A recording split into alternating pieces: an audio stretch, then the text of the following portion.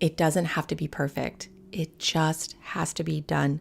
This mindset, for the most part, is relatively new to me as my life has changed over the last 3 years. I came into motherhood and homemaking kind of late in life, at least comparatively. I didn't even meet my husband until I was in my 30s, and we had our first child when I was 38. Prior to becoming a mother and staying home, I was really busy in grad school and working on my career, and that trajectory was competitive and demanded a lot of perfection. But since having a child 3 years ago, it has become very apparent to me that done is better than perfect. Our revamped raised bed garden, for example, has been a work in progress, and technically it is not finished yet. We still have a little work to do.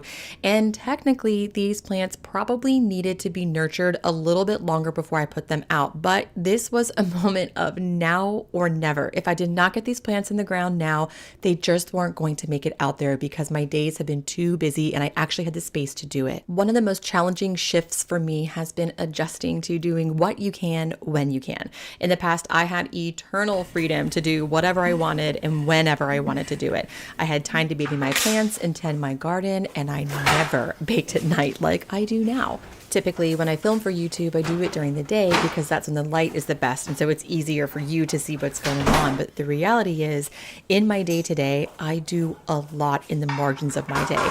It used to be before my child wakes up, and now she wakes up before me, so that's out.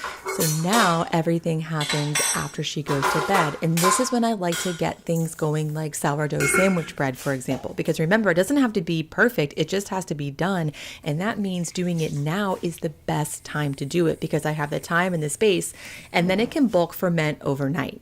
I have a full YouTube tutorial and a blog post about how to make the sourdough sandwich bread, so you can check them out in the links in the description box below. Unfortunately, this bread ended up being a fail, and I'll show you what to do with overproof sourdough later in this video. But 1 year ago, when I fully committed to baking all of my family's bread from scratch, I had lofty expectations of what that would look like. Making sure the hydration was right and perfecting stretch and folds and bulk fermentation. And though I do think those skills are useful, especially as you are learning, for me, what has been more useful is setting realistic goals that can actually be done. When I need to bake bread and get it done, like D-O-N-E, done, I fall back on sourdough sandwich bread because it requires much less attention. You make the dough, let it bulk ferment for 8 to 12 hours, and I like to do this at the end of the day so that way it's uninterrupted, my child's asleep, and then it bulk ferments while I go to bed. So setting realistic expectations for yourself makes these sorts of tasks an easy win. It's so easy to get wrapped up in the Instagram aesthetic of a brightly sunlit kitchen, stretching and folding beautiful sourdough in your beautiful farmhouse homestead clothes. But the reality is, a lot of times this stuff just happens at night and we pick the recipes that we need to do because we can get them done. And in my case, you're wearing the same romper that you've worn for like 2 or 3 days in a row because A, you like it, and B, that's just what's available. But before you get too wound up about the romper thing, don't worry, I have a washing machine. I do wear clean clothes. There are some days or seasons of my life where I get up and get dressed because it helps me move forward with my day, and generally that is true, but sometimes my life is just really busy, and the best I can do is get out of bed, brush my teeth, brush my hair, put on clean clothes, even if it's the same outfit that I wore just the other day, because remember, it doesn't have to be perfect, and neither do you.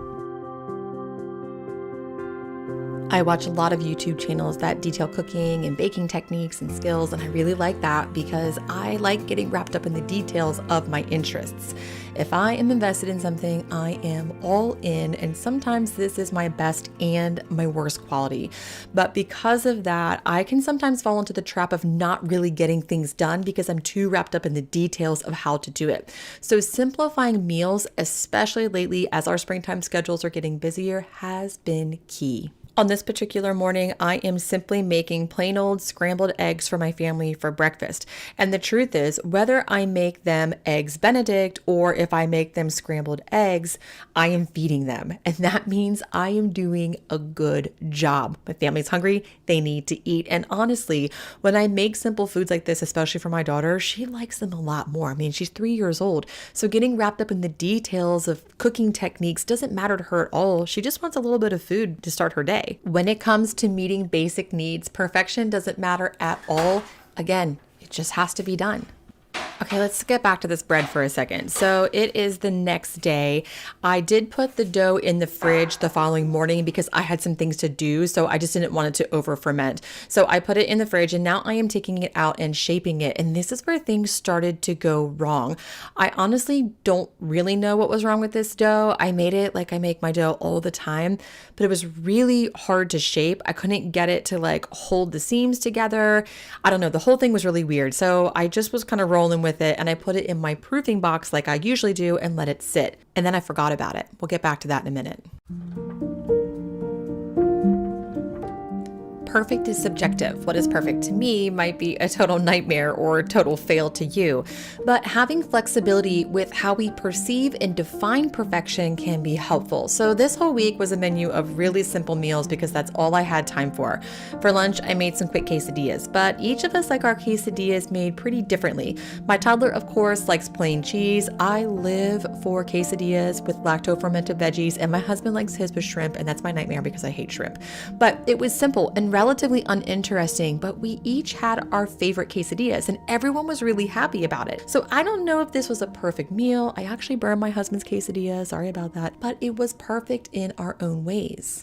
Of course, I'm oversimplifying this with an example of quesadillas, but my point is that there isn't a one size fits all when it comes to perfection because it is subjective. So the pursuit to perfection is really a losing battle. The real end goal here, again, I'm like a broken record, is to get it done. One point I want to really drive home here is that, quote, getting it done doesn't mean you have to do more. We live in a culture that problematically, very much so, values busyness. And one thing I am working on is to do what needs to be done to meet our basic needs so that I can do less work and have more fun. Now, ironically, this is actually how I forgot about the bread and my dough was overproofed, but my daughter and I took a break in the day. We had our tasks for the morning done and we went into the greenhouse and had a really great time replanting a lemon tree and just having fun in the garden. I feel like no one's saying that you have to do more, but there are all these subtle things that are happening. To be a better mom, do this. To be a better cook, do that. To be healthier, do this. And suddenly we have all these things that we can never finish to be better at our own lives. But the reality is, if we just do the things that need to be done that day, even if it's just one or two things, and then have a good time with our children or our families or have some alone time, that to me is a really perfect day. But we were so busy having fun that I completely forgot about my bread. So my bread overproofed. Technically, I think I still could have actually baked it and had a decent loaf of bread, but it was on the verge of being overproofed and I forgot to cover it and it was dry on the top. So I just decided, let's just shift the whole thing here and make something else. So I rolled it out. I put a little bit of oil on it, some salt and pepper, and I made a bread blob. I don't even know what to call it. It's not focaccia. It's not a flatbread. It's not a tortilla. It was just a blob that I cut into slices, sort of like breadstick sizes. And actually, it was really good this way. So even though it didn't work out the way I imagined, we still had something to eat. It was definitely not the bread I had envisioned the night before when I was making the dough. But really, when it comes to the choice between having a perfect loaf of bread and having a lot of fun with my daughter, having fun is always going to be the choice. Just about every problem or mistake has a solution, or at least, or minimum, it can teach us something. So embrace the imperfections and, more importantly, have a good time. When I was still teaching, I used to think that everyone was working harder than me and that everyone was doing a better job than me. And I think that mindset is a symptom of a culture that values comparison over community or collaboration.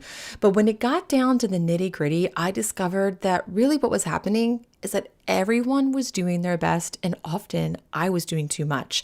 Of course, there are seasons when we can do more or less, but the reality is the best that we can do is perfect. What makes motherhood and homemaking really exciting and complicated is that the needs change day to day and minute to minute and sometimes second to second. So what worked yesterday or what was the perfect solution yesterday may be totally useless tomorrow. It challenges our creativity and requires mental fortitude that, yes, is sometimes hard to conjure. But because of its ever-evolving nature, it is literally impossible to be perfect.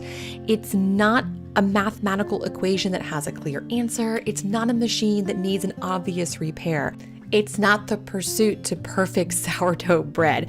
We are tending a living and breathing and changing home, and we have to adapt at each step along the way. So in the end, it can't be perfect. It just has to be done.